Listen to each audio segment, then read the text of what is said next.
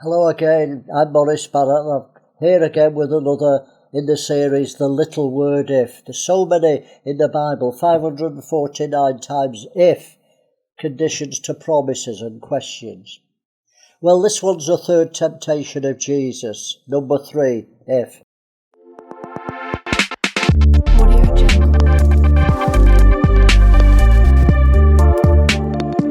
Satan didn't question Jesus being the Son of God. I believe with the first two temptations he established that he was the Son of God. So this is a subtle, devious temptation, a hideous. He offered Christ a deal with his if.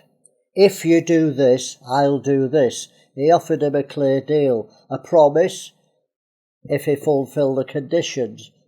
This was the temptation, Matthew 4:9.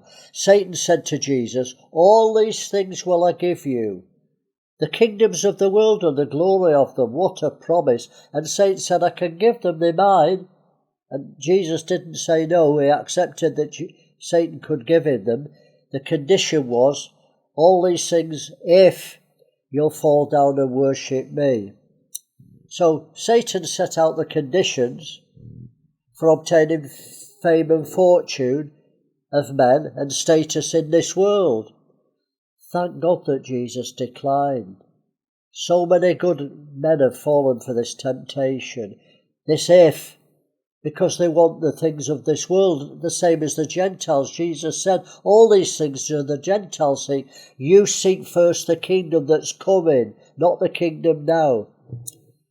Well, in Exodus 32, God's people thought they were worshipping the real God. They were dancing naked round a golden calf, but they were deceived. They listened to the devil's if. They said, let's have a feast to the Lord. But it wasn't the Lord. It was a golden calf. But it's L-O-R-D, capital letters in the Bible, so they thought they were worshipping the real God. They listened to the voice of Satan through Aaron and the people. And many will be deceived in these last days. You know, Jesus didn't come to make us successful or rich or famous. He came to die to purchase our salvation and prepare us to be a spotless bride that is coming for again.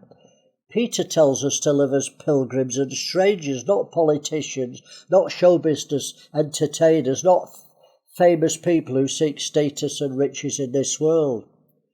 Paul told Timothy, a young minister, with food and raiment be content. And then later he says, yes, Timothy, and all that will live godly in Christ Jesus shall suffer persecution.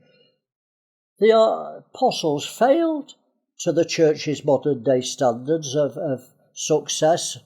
They all died as martyrs. Paul died in prison in obscurity, and the others were martyred. James was killed with the sword, and it's amazing that we've got so far away from the teachings of the Jesus and the epistles. Well, let me encourage you, don't fall for this if. Don't seek fame and fortune and riches and status in this life. Obey God and you'll get the rewards and the fame and the fortune when Jesus comes. You'll reign for 1,000 years. We're co-heirs with him. I wouldn't swap the kingdom of Christ and his return for fame and status in this life. Either you seek the kingdom now that's of this world, or you seek the kingdom that's coming. So it's up to you, make your choice and live accordingly. But I made up my mind 50 years ago that I would live as a pilgrim and an alien, and I wait for the kingdom to come and get my reward then. And I've never regretted it, and I know I never will. Hope I've challenged you again with this if. Jesus said, get thee behind me, Satan. He was angry because he was trying to stop the cross in his life.